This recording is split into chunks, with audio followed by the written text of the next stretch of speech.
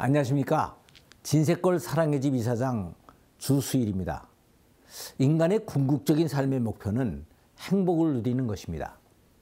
그런데 행복은 사랑을 표현하는 과정 속에서 느껴지는 것인데 이 사랑의 표현이라는 것이 그렇게 쉽지가 않습니다. 사랑에는 에로스적인 사랑과 아가페적인 사랑이 있습니다. 그런데 이 중에서 에로스적인 사랑은 인간의 육신적인 생존을 유지시켜주는 것으로 본능적으로 하는 것이기 때문에 그렇게 어렵지가 않습니다. 그러나 아가페의 사랑은 인생의 목표인 수준 높은 행복을 누리게 하는 것이기 때문에 이것이 그렇게 쉽지가 않습니다. 그 이유는 아가페의 사랑은 원래가 힘이 들어서 그런 것도 있지만 사람들이 또 이 사랑의 특성에 대해서 잘 파악하지를 못하고 있는 면도 있는 것입니다.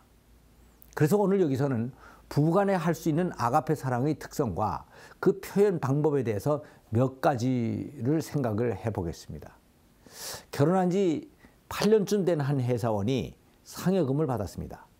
그래서 그것을 아내에게 가져다 주면서 봉투 속에 이러한 편지 메모를 써넣었습니다. 여보, 오늘 보너스를 받아서 당신에게 가져다 줄 수 있어서 얼마나 기쁜지 모르겠어. 늘 이렇게 가져다 줄 수 있으면 얼마나 좋겠어. 당신의 현명한 내조로 이렇게 됐다는 생각이 들어서 그 고마운 마음을 당신께 전하오. 이러한 짧은 편지나마 연애 때 이후 8년 만에 처음 써보는구려. 집에서 수고 많이 했어. 이 편지를 읽은 아내의 마음이 뭉클해졌고 눈에는 맑은 이슬 방울이 맺혔습니다.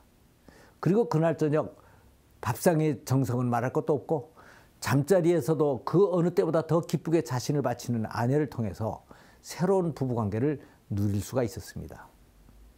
야, 일이 이렇게 되는구나. 남편은 큰 행복감을 느꼈습니다.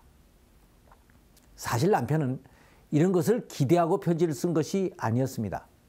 단순히 상여금을 받은 것이 너무 기쁜데 그 기쁨을 아내와 좀 같이 나누고 싶어서 그렇게 한 것뿐이었습니다. 근데 이렇게 생각지도 않았던 좋은 결과가 나온 것입니다. 안 그래도 이 부부는 신혼기간이 지난 후 부부관계가 좀 몸이 건조해져서 권태감을 느끼고 있었던 터였습니다. 여기서 힌트를 얻은 남편은 그 비슷한 사랑의 표현들을 계속 개발해냈고 이로 인해 부부 금슬은 더 좋아져서 주위 친구들로부터 인과부부라는 부러움까지 사게 되었습니다. 여기서 중요한 것은 이 남편이 기쁨을 아내와 같이 나누고 싶어 했다는 것입니다. 이것은 이 남편이 아내를 진심으로 사랑했다는 것을 의미합니다.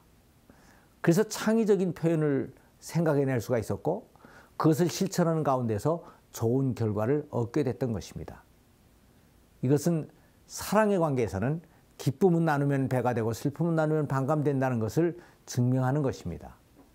혹 어떤 사람은 아니 상여금 봉투에 편지를 넣는다고 돈 액수가 늘어나나? 돈 액수가 문제지 그까지 편지는 무슨 필요가 있어? 하고 생각할지도 모릅니다. 그러나 이것은 생존의 유지에만 관심을 두고 각박의 인생을 살아온 사람들의 메마른 사고방식입니다. 물론 인생에서 생존이 유지가 돼야 행복을 누릴 수 있기 때문에 아주 생존은 중요한 것입니다. 그렇다고 우리들의 모든 관심과 노력을 이 생존의 유지에만 두어서는 안 되는 것입니다.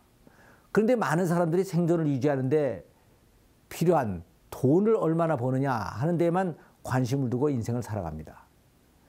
그러나 여기서 얻어지는 것은 결국 수준 낮은 행복감인 것뿐인 것입니다. 수준 높은 행복감은 아가페적인 사랑을 주고받을 때 느껴집니다. 그러므로 우리가 좀 더 풍성한 삶을 살기 위해서는 이 아가페 사랑의 표현 방법을 더 많이 개발을 해야 됩니다. 진정한 행복은 월급 봉투의 금액에만 있는 것이 아니고 이것을 아내에게 전해주는 과정에서 생기는 아름다운 인간관계 속에 있는 것입니다. 저는 옛날에 저희 스승이었던 CCC의 김중곤 목사님으로부터 종은 울릴 때까지 종이 아니고 자유는 누릴 때까지 자유가 아니라는 말씀을 많이 들었습니다. 그래서 저는 여기에다 한 가지 말씀을 더 붙였습니다. 사랑은 표현할 때까지 사랑이 아니고 표현은 또 상대방이 느낄 때까지는 진정한 표현이 아니라는 말입니다. 제가 이러한 말을 덧붙인 이유는 이 아가페적인 사랑에서는 사랑의 표현이 그만큼 중요하고 까다롭기 때문입니다. 그래서 여기에서 이 아가페 사랑의 특성을 또 잘 설명해 주는 한 가지 다른 얘기를 더 소개를 해보겠습니다. 한 남편이 아내들은 자신이 생일을 기억해서 꽃을 사다 주는 것을 아주 좋아한다는 얘기를 들었습니다. 그래서 결혼한 지 10여 년 만에 처음으로 아내의 생일날에 퇴근길에 장미꽃을 한 다발 사가지고 들어가서 아내에게 선물을 했습니다. 이것을 받아본 아내는 너무 행복하여 눈물을 흘렸습니다. 그래서 남편은 그 다음에도 또 그렇게 꽃을 사다 줬습니다. 아내가 또 행복해졌습니다. 그래서 3년, 4년을 더 계속해서 했습니다. 그러던 중 아내는 드디어 아니 이는 어째서 꽃밖에 모르나 하는 생각을 하게 됐습니다. 왜 처음에는 그렇게 감격했던 꽃이 몇 년이 지나고 나서는 그렇게 별것 아닌 것 같이 되어버렸습니까? 그것은 이 아가페의 사랑은 창의적인 노력과 정성을 통해서만 표현될 수 있기 때문입니다. 원래가 이 아가페의 사랑은 하나님의 본성이십니다. 그래서 하나님께서는 이것을 그렇게 쉽게 아무나 할 수 있도록 해놓지를 않으셨습니다. 그러니까 효과적인 사랑을 표현을 위해서는 정성을 들여서 창의성을 계속 발휘를 해야 되는 것입니다. 한두 번 꽃을 사다 줬으면 다음은 외식을 같이 하고, 그 다음은 옷을 선물하고, 그 다음은 여행이라도 같이 하고, 이렇게 창의적으로 계속 정성을 들여서 바꾸어 나가야 되는 것입니다. 그러면 아내는 이번 생일은 또 무엇을 해주려나 하는 기대를 하고 있다가 남편이 또 정성을 들여서 창의적으로 해주는 것을 받으면서 역시 당신은 최고야 하고 기뻐하게 되는 것입니다. 그러면 남편은 이 기뻐하는 것을 보면서 더 보람과 기쁨을 느끼는 것입니다. 이것이 바로 행복을 누리는 비결입니다. 그런데 좀 생각이 모자란 사람은 이런 말을 들으면 어떻게 그렇게 평생 힘들어서 아내를 섬기며 삽니까?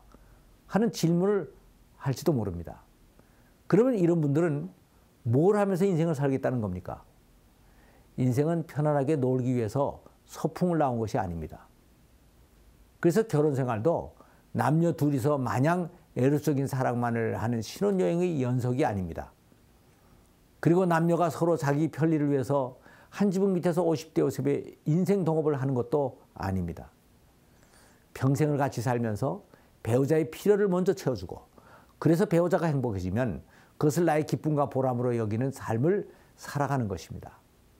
그런데 여기에서 상대의 기쁨이 나의 기쁨과 보람이 되는 것은 상대방을 사랑하지 않고서는 불가능한 것입니다.